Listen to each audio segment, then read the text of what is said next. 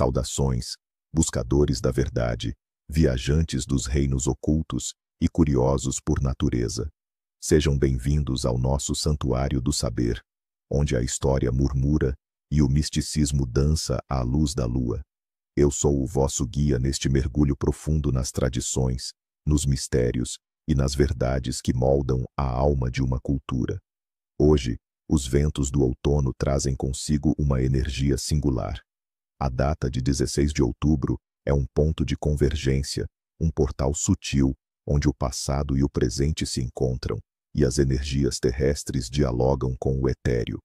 Não é um dia qualquer no calendário, é a encruzilhada mística de outubro, um período de transição onde a sabedoria ancestral nos adverte sobre o que fazer e, mais importante, o que jamais devemos ousar fazer. Este é um dia para honrar a caridade, proteger a vida e atentar aos sinais que o destino nos envia. Nesta data, o calendário cristão celebra figuras de imensa devoção e poder espiritual.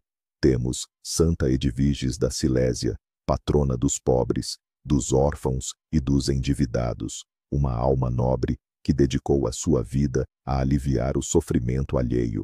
E temos também São Geraldo Magela, o santo da maternidade, invocado por mulheres grávidas e por aqueles que enfrentam acusações injustas. As suas histórias são faróis de compaixão e fé, mas as raízes deste dia, como as de tantos outros, estendem-se muito além das fronteiras do cristianismo. Neste período do ano, quando a colheita termina e a natureza se prepara para o descanso invernal, as civilizações antigas sentiam o véu entre os mundos afinar. Era um tempo de gratidão pela abundância, mas também de uma crescente vulnerabilidade aos espíritos e às forças desconhecidas. As preces a Santa Edviges por auxílio material e a São Geraldo por proteção na vida ecoam os antigos rogos aos deuses da terra e da fertilidade para garantir a sobrevivência e a continuidade da vida face à escuridão que se avizinha. Ela era um farol de esperança e perdão, uma verdadeira mãe para os oprimidos. A sua vida foi uma constante oração em ação, uma demonstração de que a verdadeira realeza reside na capacidade de amar e servir. Agora, voltemos os nossos olhos para São Geraldo Magela, uma figura que, embora tenha vivido séculos depois, partilha com Edviges a chama da compaixão e do serviço, mas com os seus próprios mistérios e prodígios. Nascido em 1726 na Itália, Geraldo foi um irmão leigo da Congregação do Santíssimo Redentor, um homem de saúde frágil, mas de espírito indomável. Desde criança, Geraldo demonstrava uma piedade incomum e uma ligação profunda com o divino. Histórias contam que ele conversava com anjos e que, por vezes, era visto em êxtase. A sua humildade era lendária. Submetia-se às tarefas mais humildes do mosteiro com um sorriso, encarando cada dever como um serviço a Deus. Mas o que realmente distingue São Geraldo são os seus dons milagrosos. Ele tinha o dom da bilocação, sendo visto em 2 lugares ao mesmo tempo para ajudar os necessitados. Também possuía o dom da profecia, prevendo eventos futuros, e o dom da cura, restaurando a saúde de muitos doentes. Era conhecido por fazer o pão multiplicar-se para alimentar os famintos e por andar sobre a água. No entanto, a sua ligação mais profunda e duradoura é com as mães e os nascimentos. São Geraldo é amplamente conhecido como o padroeiro das mulheres grávidas e da maternidade. Esta devoção nasceu de um incidente notável. Quando uma mulher grávida com quem ele era amigo estava prestes a perder o bebê, Geraldo atirou-lhe um lenço, dizendo que ela não deveria dá-lo a ninguém e que o parto ocorreria sem problemas. A mulher seguiu a sua instrução e deu à luz um bebê saudável. Após a morte de Geraldo, o seu lenço foi usado por outras mulheres em trabalho de parto, com resultados igualmente milagrosos. Pegá-la e guardá-la é um ato de aceitação da prosperidade. A teia da aranha. Se uma aranha tecer uma teia perto da tua porta ou janela, a prosperidade e a boa sorte estão a entrar na tua casa. A aranha é vista como uma artesã da fortuna, tecendo um futuro brilhante. O canto do pássaro. Ouvir o canto de um rouxinol ou de um melro de manhã cedo é um presságio de boas notícias e alegria familiar. O canto dos pássaros é uma melodia de esperança e harmonia. Os segredos do subconsciente. Sinos da noite. Os sonhos na noite de 16 de outubro não são meras divagações da mente, são mensagens do éter, portais para o futuro e reflexões da alma. Água limpa. Sonhar com água límpida, seja num rio, lago ou fonte, simboliza purificação, clareza mental e a chegada de novas e positivas oportunidades na tua vida. É um convite para te desares de pesos antigos. Água turva.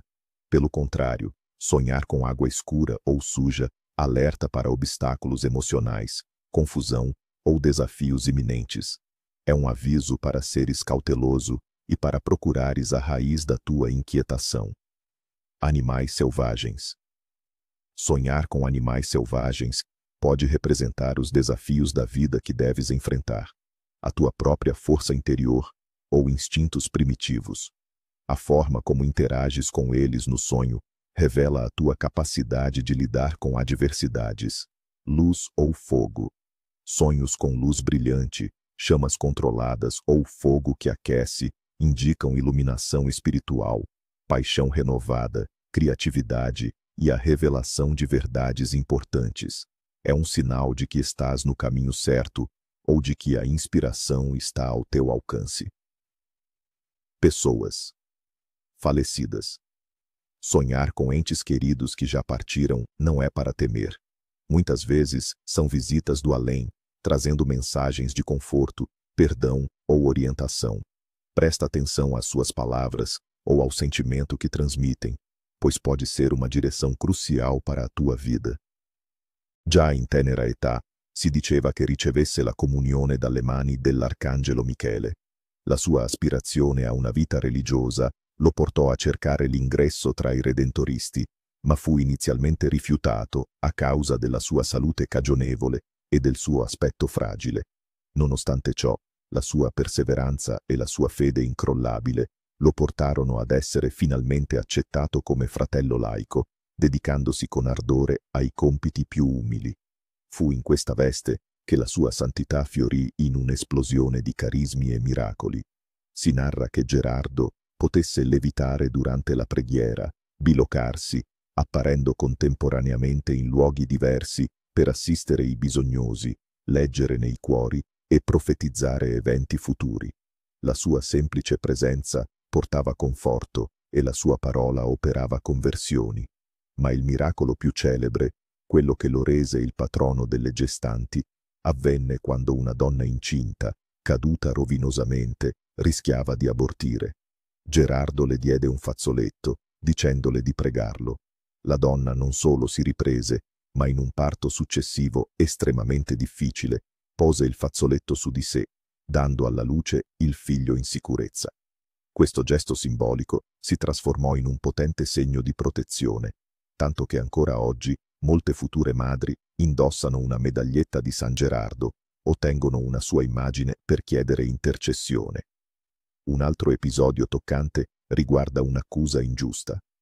Una donna, Nerea, lo calunniò, sostenendo che egli fosse il padre di suo figlio.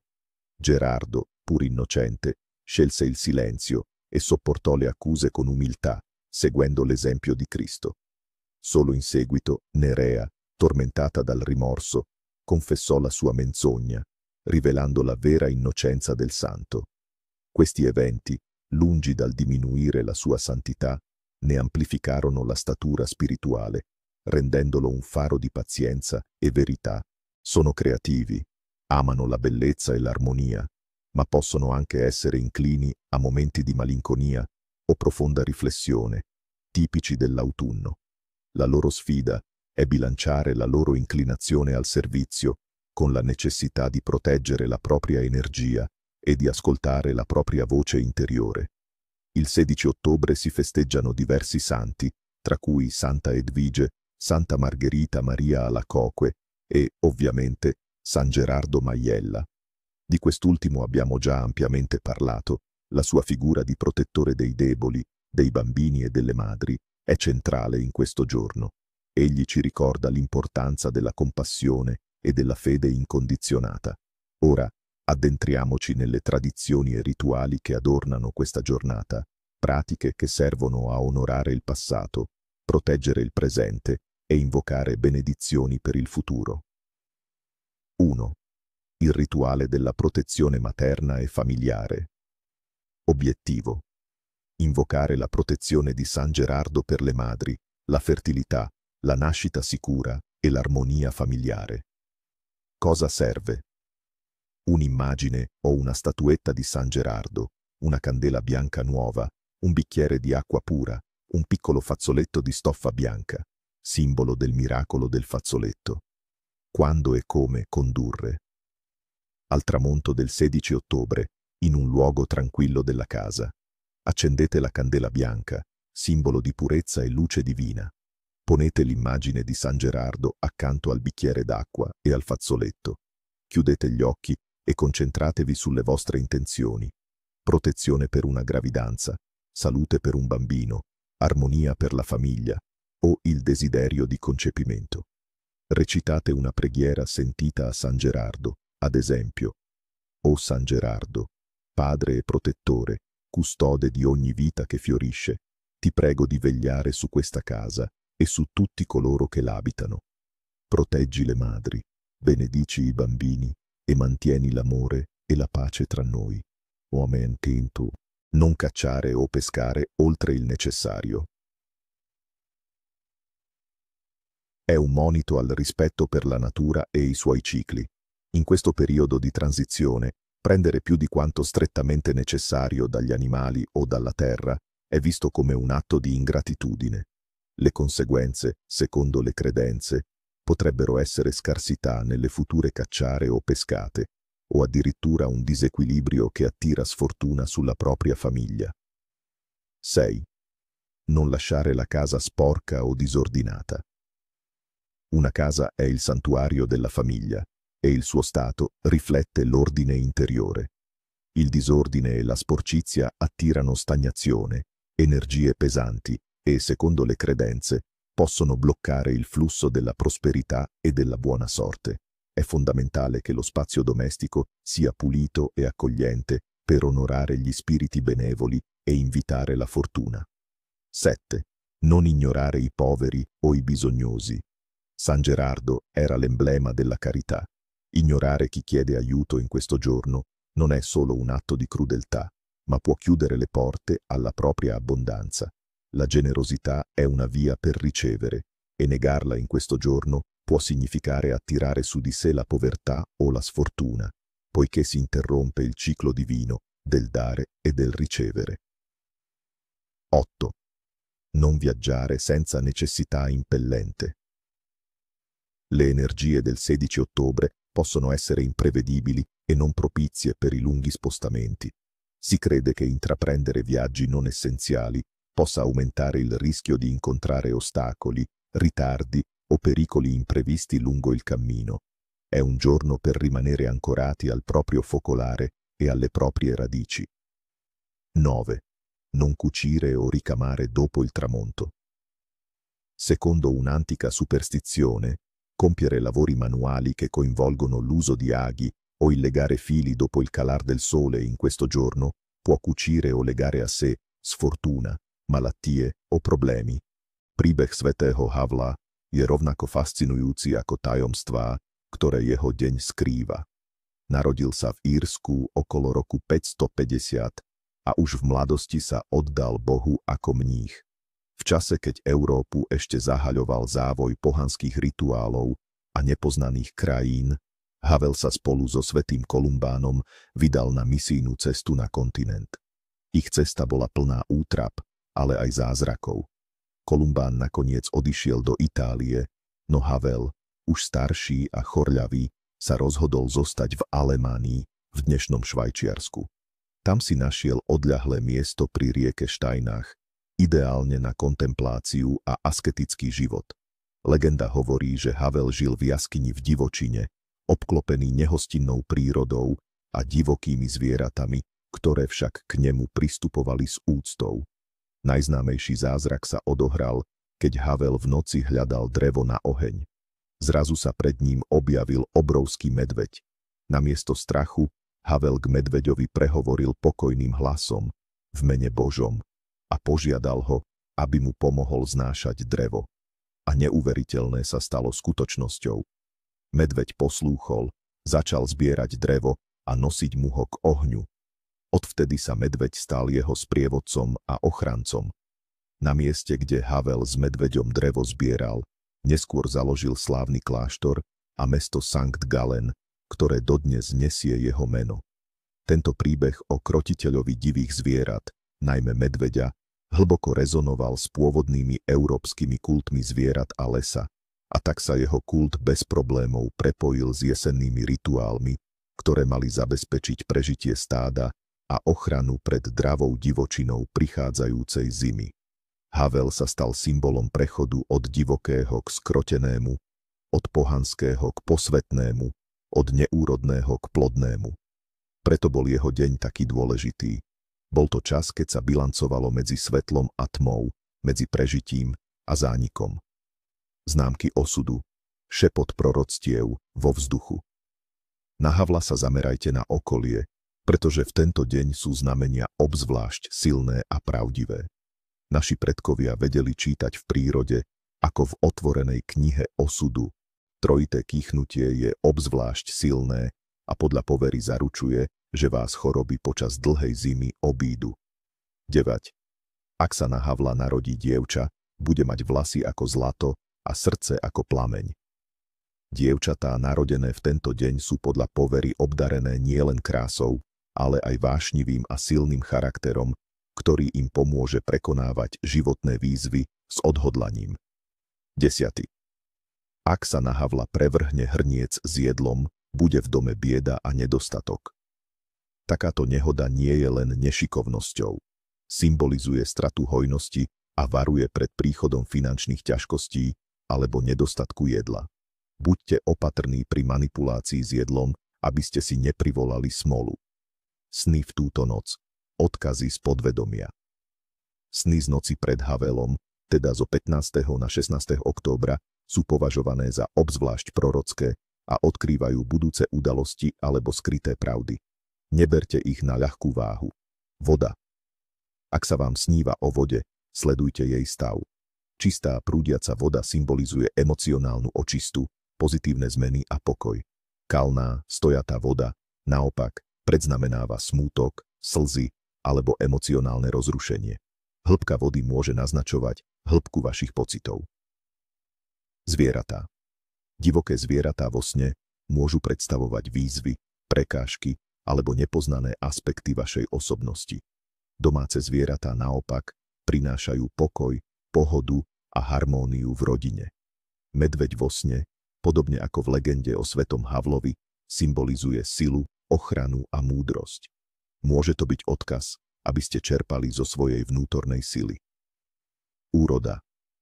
Sny o bohatej úrode, plných sípkach či úrodných poliach sú znakom hojnosti, prosperity a úspechu v blízkej budúcnosti. Naopak, sny o neúrode, prázdnych poliach alebo zhnitých plodinách môžu varovať pred obdobím nedostatku, strát alebo neúspechov. Stratené predmety. Ak sa vám sníva, že ste niečo stratili, môže to byť varovanie, aby ste venovali pozornosť niečomu dôležitému vo vašom živote, čo ste možno zanedbali. Môže to byť aj symbol straty kontroly nad určitou situáciou. Lietanie. Sny o lietaní naznačujú túžbu po slobode, uniknutie z problémov alebo prekonanie prekážok. Môžu signalizovať, že sa chystáte dosiahnuť dôležitý cieľ alebo získať novú perspektívu na situáciu. Narodení v tento deň duchovia zeme a zimných dní. Ľudia narodení 16. októbra sú často považovaní za praktických, pracovitých a hlboko spojených s prírodou. Sú to rezilientné duše, ktoré dokážu prekonávať prekážky s prekvapivou húževnatosťou. Disponujú vrodenou múdrosťou a často majú dar plánovania a predvídavosti, čo im pomáha v živote dosahovať úspech. Ich charakter môže byť niekedy tvrdohlavý, ale vždy sú oddaní svojej rodine a komunite, pre ktorú sa často stávajú prirodzenými lídrami a oporami. Sú to tí, ktorí vedia, ako prežiť zimu, doslova aj metaforicky. Meniny. Oslava mien s hlbokým významom. V tento deň oslavujú meniny Havel, Hedviga a Galina. Chcel by som sa krátko zastaviť pri mene Hedviga. Hedviga. Meno Hedviga pochádza zo staronemčiny a znamená bojujúca alebo v boji slávna. Najznámejšou nositeľkou tohto mena je svätá Hedviga Slieska, patronka Slieska, chudobných, chorých a vyhnancov. Bola to poľská princezná a slieska kňažná, ktorá žila na prelome 12. a 13. storočia. Jej život bol príkladom hlbokej viery, pokory a neúnavnej charitatívnej činnosti. Rozdávala svoj majetok chudobným, zakladala kláštory a nemocnice a napriek svojmu vysokému postaveniu žila veľmi skromne. Legenda hovorí, že si nikdy nevyzúvala topánky, dokonca ani v zime, z pokory a spolupatričnosti s chudobnými. Hedvigy narodené v tento deň sú často obdarené empatiou, súcitom a silným zmyslom pre spravodlivosť. Sú obetavé a ochotné pomáhať druhým, často na úkor vlastných potrieb. Ich bojovná povaha sa prejavuje v húževnatosti a schopnosti prekonávať prekážky v mene vyšších ideálov. Tradície a rituály, čo nám deň Havla prikazuje? Aténa. Pre našich predkov Havel nebol len obyčajným dňom, ale časom aktívneho konania, ktoré malo zabezpečiť úspech a ochranu pre celú zimu. Tu sú kľúčové rituály, ktoré sa praktizovali. Prvá, Havelské hody, oslava úrody a vďaky. Cieľ: osláviť ukončenie zberu úrody, poďakovať Matke Zemi a vyšším silám za hojnosť a zabezpečiť dostatok jedla pre rodinu a domáce zvieratá počas celej zimy. Bolo to tiež spoločenské stretnutie, ktoré posilňovalo komunitné väzby. Čo budete potrebovať? Bohato prestretý stôl s najlepšími výdobytkami úrody, čerstvé mäso, ak bola zabíjačka, sezónne ovocie a zelenina, chlieb, domáce víno alebo pivo. Dôležitá je otvorenosť srdca a štedrosť. Kedy a ako? Počas celého Havelského dňa, ale hlavná hostina sa konala večer, keď sa rodina a blízki susedia zhromaždili. Stôl by mal praskať pod váhou jedla. Dôležité je jesť s radosťou a vďačnosťou, rozprávať sa, smiať sa a spomínať na spoločné zážitky. Poďakujte sa nahlas za dary, ktoré ste dostali. Čo robiť po rituáli? Stôl by sa nemal nechať úplne prázdny. Nechajte na ňom kúsok chleba, pohár vody alebo pár zrn pre duchov predkov a pre tých, ktorí už nie sú medzi nami. Verilo sa, že takto si zabezpečíte ich priazeň a ochranu. Druhá, obetovanie zeme a duchom, prosba o ochránenie do zimy. Cieľ: uctiť Matku Zem a neviditeľných duchov prírody, poďakovať im za úrodu a prosiť o ochranu dobytka, domácnosti a celej rodiny pred chorobami a nešťastím počas dlhej a nehostinnej zimy. Udržať rovnováhu medzi svetom ľudí a prírody. Na čo budete potrebovať? Kúsok čerstvého chleba, pár zrn, obilia, kvapku vína alebo čistej vody, prípadne malú hrsť sušených bylín. Kedy a ako? Najlepšie v súmrak, keď sa svetlo mieša s tmou a hranica medzi svetmi je najtenšia. Choďte sami do svojej záhrady, k najbližšiemu stromu alebo na okraj poľa. V tichosti položte dary na zem. Na stôl sa často dostávala pečená hus alebo kačica, obzvlášť v regiónoch, kde bolo zvykom vykrmovať hydinu na jeseň. K tomu sa podávala kapusta, knedle a zemiaky. Typické boli aj rôzne hubové polievky a omáčky, pretože jeseň je sezónou húb. Samozrejmosťou bol čerstvo upečený chlieb. Z jabôk z neskorého zberu sa piekli štrúdle a koláče, ktoré symbolizovali sladkosť života a vďaku za úrodu. Na zapitie sa pilo pivo, domáce víno alebo čerstvý mušt. Tieto jedlá mali nielen nasýtiť telo, ale aj posilniť rodinné putá a pripomenúť hodnotu spoločenstva pred dlhou zimou. Hlavné zákazy dňa Havla. Čo nám deň prísne zakazuje? Tak ako sú dôležité rituály, rovnako prísne je potrebné dodržiavať aj zákazy. Ich porušenie by mohlo mať vážne dôsledky a priniesť nešťastie do vášho domu. Hranica medzi svetmi je dnes obzvlášť tenká a neuvážené činy môžu prebudiť temné sily. Bytové zákazy. Neberte šťastie z domu. 1. Nečistite dom príliš dôkladne. Žiadne umývanie podlah ani vynášanie smetí. V tento deň je prísne zakázané dôkladné upratovanie, najmä umývanie podlah a vynášanie smetí. Verilo sa, že takýmto konaním by ste symbolicky vymietli a vyniesli šťastie, hojnosť a priazeň duchov z vášho domu. Naši predkovia verili, že duchovia predkov v tento deň navštevujú svoje domovy a dôkladné upratovanie by ich mohlo rozhnevať, pretože by narušilo ich pokoj a ich prítomnosť. Dôsledkom by mohla byť chudoba, choroby a nešťastie po celú zimu. 2. Nepúšťajte hlasnú hudbu a nekričte. Hluk akéhokoľvek druhu, či už je to hlasná hudba, kričanie alebo búchanie, je v tento deň prísne zakázaný. Môže to prilákať zlé entity a rušivých duchov, ktorí sú v tento deň obzvlášť blízko nášho sveta. Okrem toho, hlasné zvuky mohli rušiť pokoj duší predkov a nahnevať ich. Dôsledkom by mohla byť disharmónia v domácnosti, neustále hádky a nočné mory. 3.